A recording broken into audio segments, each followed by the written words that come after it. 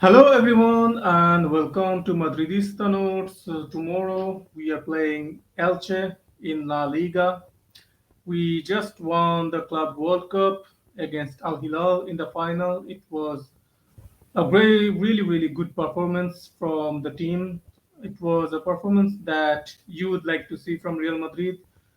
To be honest, the defenders didn't really do the job. The defensive side of the game wasn't that great, but it was an interesting match, really enjoyable match for the neutrals. The fans in the stadium must have really enjoyed it, and I guess as long as we won the competition, as long as we win the cup, and we won the cup, we won the title, Club World Cup. We are right now the world champions in the world of football, not in the international level, but in club level. Real Madrid is right now the World Cup champions, and we get the really nice um, thingy in our jersey, the Club World Cup patch, and that's all that matters really. And of course, the trophy too.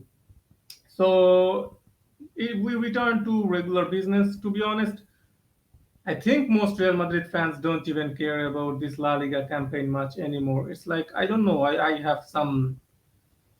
I'm just a little bit tired of La Liga campaigns nowadays. The team just doesn't take it as seriously as they take the other competitions like Champions League.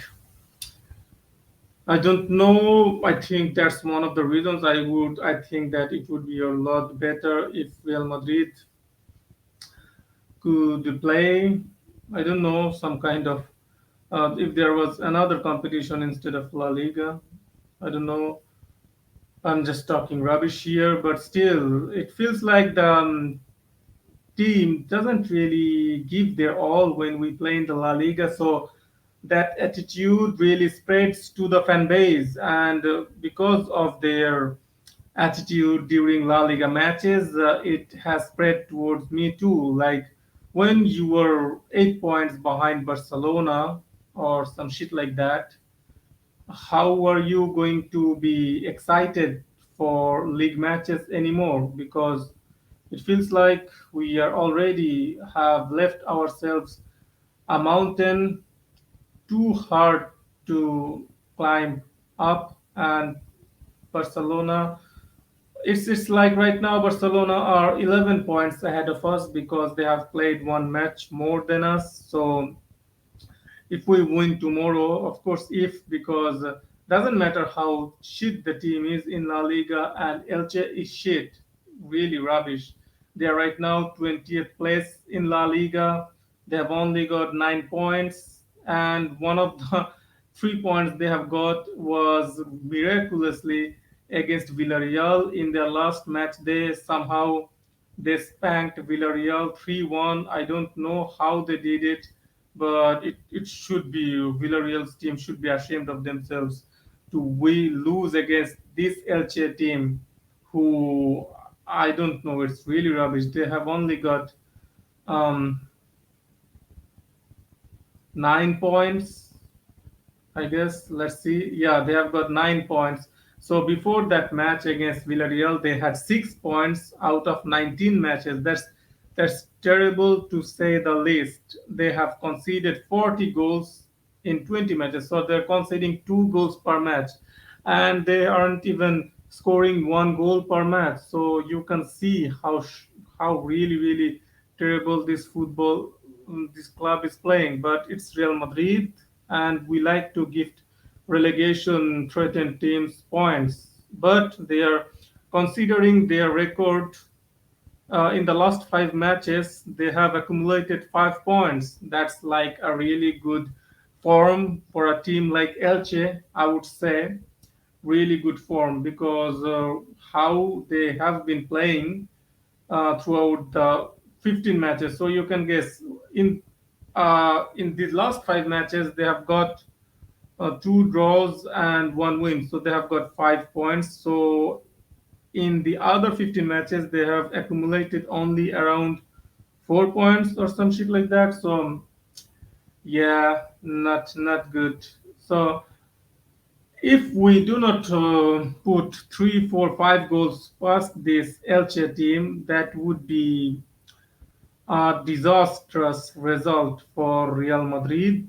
I would like to believe because we are at home. It's not even an away match, it's a home match. We are at the Santiago Bernabeu, and Elche are the away team. They are the dead last in this league, and it should be a straightforward, comfortable match. I don't want to hear anything about it. Right now, Cruz has some problems. He won't be available. Vinicius is suspended. He won't be available. Most of the other players will be available for selection. So I'm guessing the probable lineup that it's showing in this app is going to be maybe like that. Maybe Valverde keeps his place on the right wing position after scoring 2 goals in the Club World Cup final. Benzema and Rodrigo. Ancelotti has himself confirmed that Rodrigo is going to play as the left winger. Benzema is going to continue. In midfield, Chouameni is going to play as the defensive midfielder. In place, I think Modric and Ceballos or Camavinga, whoever takes their place, one of two of those three are going to be on either side of Chouameni. And the back four, I think Alaba is going to slide into the left back place instead of Kamavinga, and center back partnership could be Rudiger, Nacho Fernandez, or Militao could slide in because Militao is in the squad list for the match tomorrow, and on right back is of course Carvajal. And Courtois isn't back yet, so Andre Lunin keeps his place. So that's it. We don't need to um, talk much about this game. Really, I'm going to predict a 4-0 win for Real Madrid. That should be the bare minimum for this team.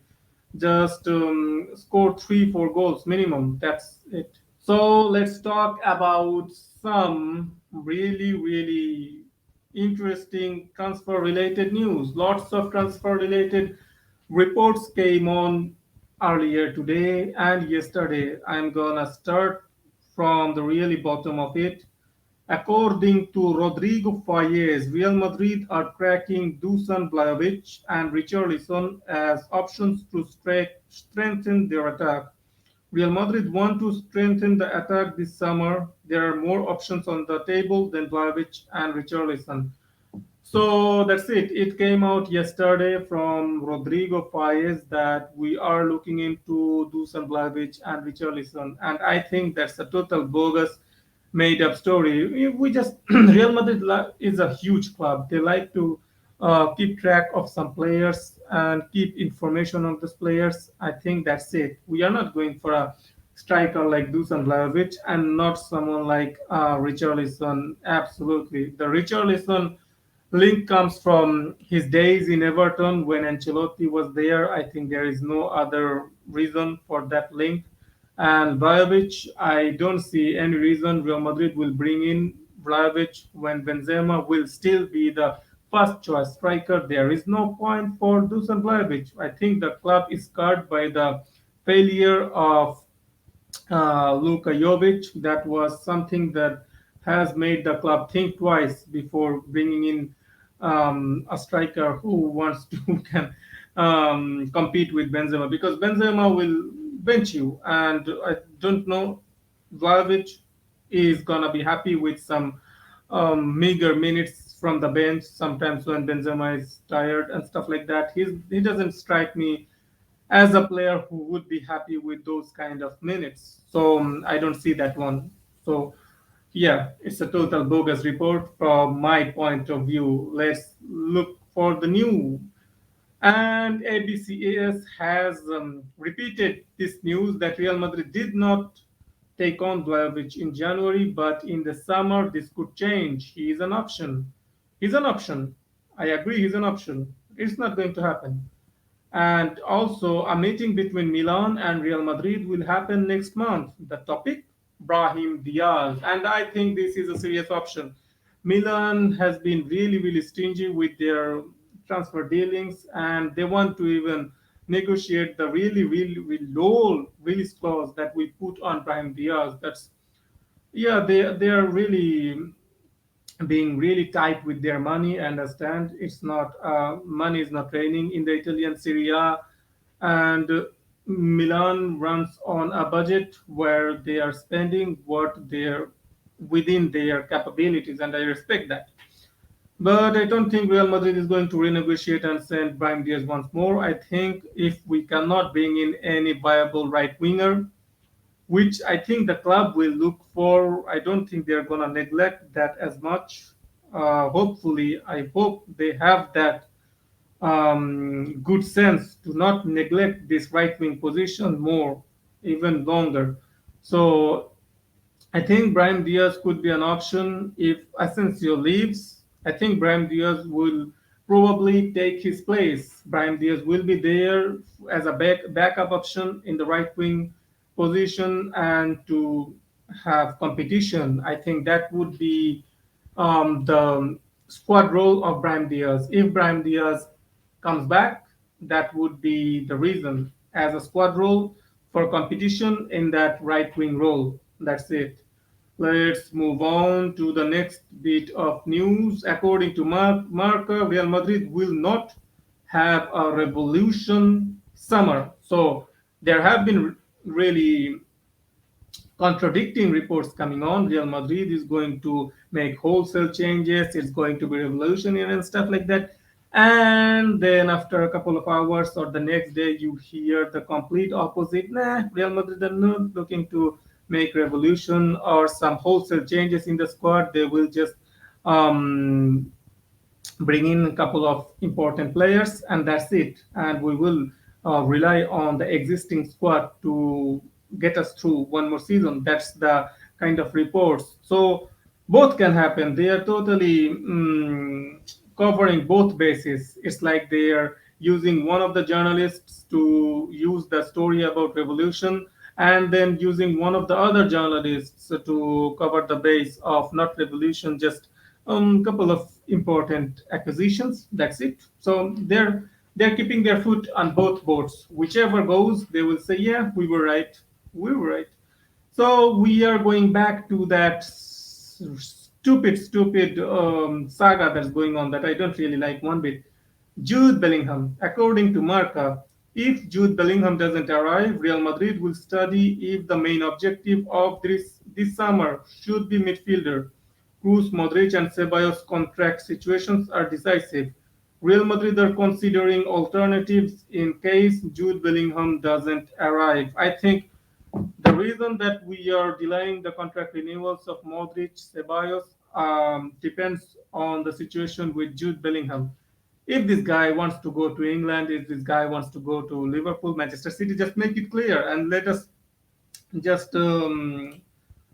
continue our lives. I don't know why this board is still doing the same problematic strategy like Kylian Mbappe. It was the same. The saga dragged on. Then we got burnt.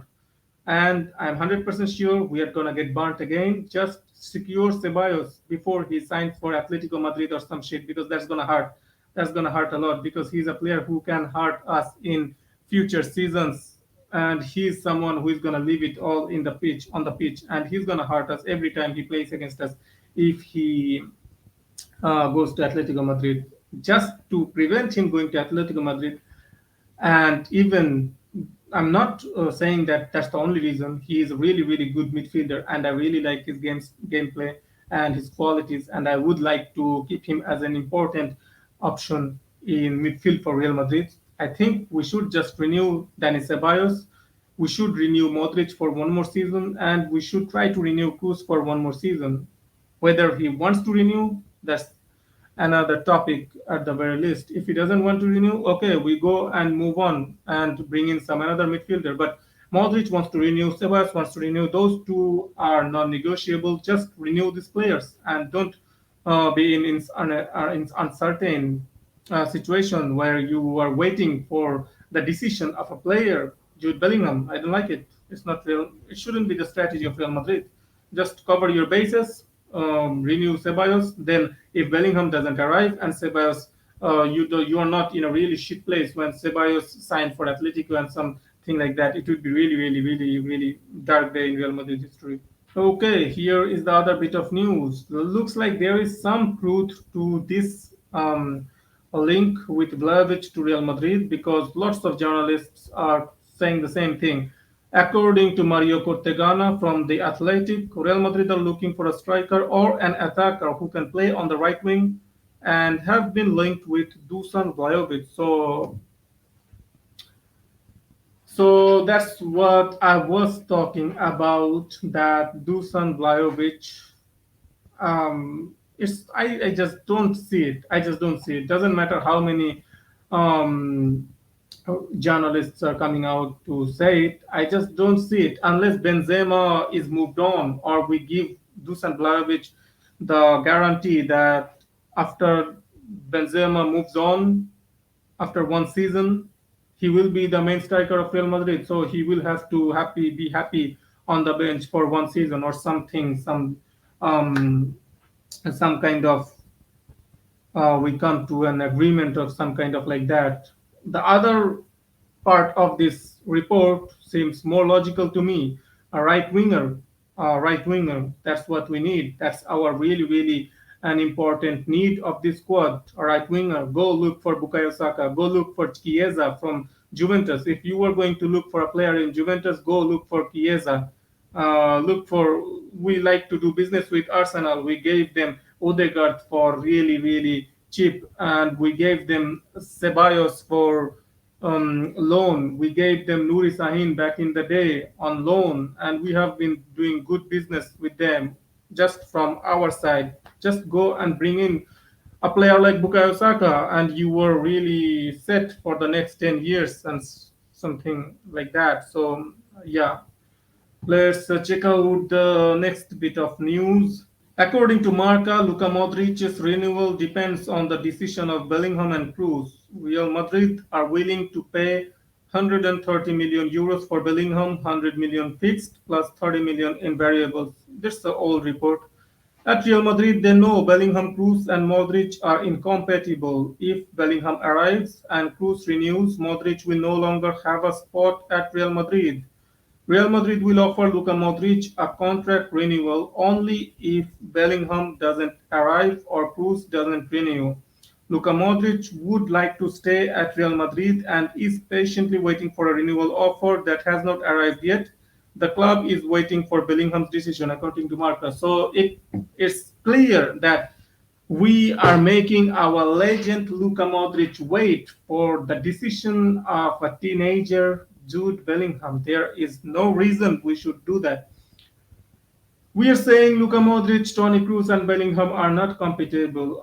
Why would do they need to be compatible? Luka Modric will be 38 next year. Who says that he has to start every single match? He would be happy to rotate. He would be happy to come on from the bench. He is not someone who doesn't understand the football game because when you are 38 years old, doesn't matter if you are Cristiano Ronaldo, if you're Lionel Messi, if you are Zinedine Zidane, whoever you are, you will not have the amount of influence in the squad, main 11, starting 11, as you were when you were 30 years old. It's natural that it will happen. And in a couple of years, Modric might even retire. So he might just. I really don't understand this kind of decision making from Real Madrid. So Ceballos, I guess Ceballos' renewal is a separate option. Then just cover your bases. Renew Ceballos. Modric is one. Okay, if you don't want to renew Modric, Cruz, and sign Bellingham, even though I feel like Bellingham isn't coming to Real Madrid, just give up on it. Why are you waiting for Jude Bellingham's decision? Who is this guy? I don't really understand. What is this guy? He's not a Zinedine Zidane reincarnation. The only midfielder or some kind like that I would wait for is ilk of midfielder, Luka Modric, Toni Kroos, Zinedine Zidane. This kind of midfielder in Real Madrid history are the midfielders I would wait for. I don't see Jude Bellingham in the category of these midfielders. So whatever floats your boat, Florentino. We will see. If you screw up and miss out on Ceballos leaves to Atletico, you cannot bring in Jude Bellingham. Then you are gonna be left sucking your thumb. That's it. And the next bit of news is a little bit exciting news, to be honest. It's really exciting news. I didn't really expect it. I don't know if how much this can be trusted. According to Pacoso SER, Real Madrid have Khvicha Kvaratskhelia on the list if Bellingham doesn't join.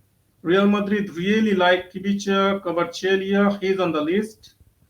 So it looks like, and I understand uh, Kvaratskhelia. He is an elite talent. He is a magnificent player. He is a world-class player in my eyes, and he's going to be a hit in Real Madrid. He's an exciting player. He is someone who is like Vinicius, who can break defenses with his dribbling. He can really make trouble for the defense of the opposition, and he is someone who is more a little bit more polished, I would say, in terms of decision making. Sometimes he is better on the eyes in some cases, and I would really love it if Real Madrid purchases Khvicha Kvaratskhelia. And I'm not even saying that we need to sell Vinicius to buy him or something like that. But I don't know if we buy Khvicha Kvaratskhelia, where are we going to play both Vinicius and him? Because both of them are predominantly like to play from the left wing, and I don't understand how he is an option if Bellingham doesn't arrive. Bellingham is a midfielder. He Cavaradona. He is a forward. He is a left winger. He is not a midfielder. So I don't know. It's an exciting news. It's fun to think about it, but I don't see how Vinicius and him can coexist in a team. One of them will feel like they don't deserve the amount of minutes they are getting. They don't deserve to be benched, and will leave in a couple of years. So I don't see it really happening. It's something, I don't know. It's to excite the fans. I don't know, to give us some bad news in some days, or to as a groundwork if the team somehow screws up in the season and we end up with no big trophies, Champions League or La Liga. To cover that, the management might go for a big signing and stuff like that. It can happen only those cases. I don't see him being signed by Real Madrid, even though it's exciting, but I don't see it as realistic signing. And it's Napoli. It's Napoli president Aurelio De Laurentiis. He is famous for his negotiation tactic. I don't think he's gonna be sold for anything less than 150 million euros. Whoever comes for him in the summer transfer window, the minimum they will have to pay is 150 million euros. After what Chelsea and the other English Premier League clubs have done to the transfer window, buying players like um, the Brazilian player Antony from Ajax for 100 million, from the Ukrainian league Modric from Shakhtar Donetsk for 100 million. After this kind of purchases, the players like Khvicha Kvaratskhelia, they will be minimum 150 million. There is no question about the price tag, and Real Madrid will not go for a player for 150 million unless his name is Kylian Mbappe. I am sure of it, so I don't even think this is something we should be even, yeah, concerned about. So Real Madrid believe Luka Modric would understand the situation and leave rather than stay on the bench if Bellingham arrives. So we think that if Bellingham arrives, Modric will be on the bench, and he won't want to be on the bench. Did Real Madrid ask Luka Modric if he wants to be on the bench now and then?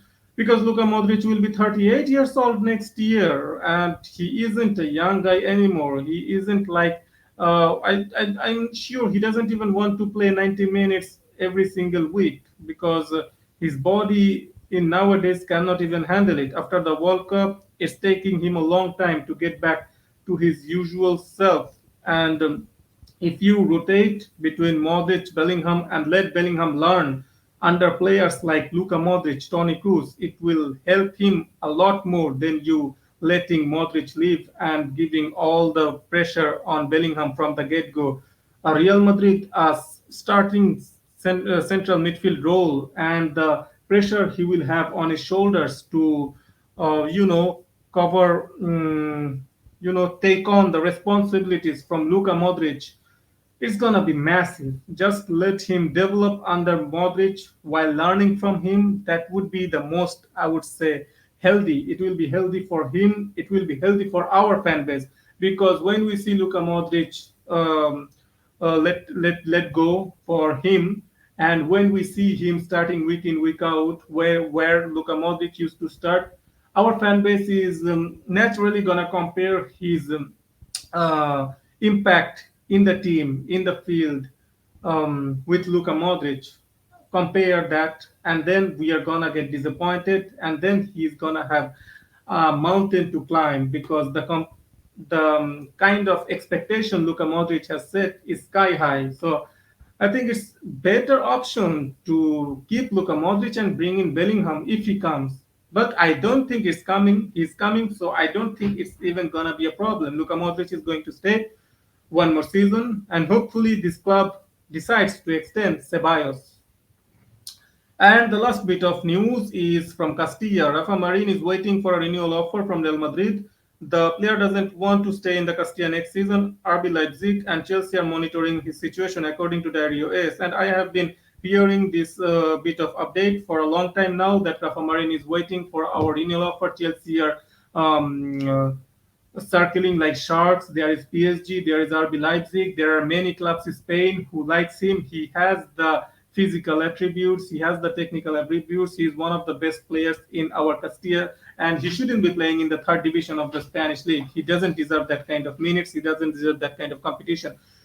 So it's a no-brainer for Real Madrid to renew him, let go of players like Vallejo and players like Carvajal, players like Lucas Vasquez, and bring in players like Rafa Marin. If you want to, and if we are not going to renew Nacho Fernandez, we should let him choose his team and let him go. So then you have Rafa Marin as the fourth choice defender in your team, and that should be a good depth, like having Alaba, Rudiger, Militao, Rafa Marin with some Castilla and those senior players. That would be good for him. That would be good for us. We are bringing Castilla players. It's good to sell the Castilla project to some other really talented youngsters too. I don't know why we are not doing it.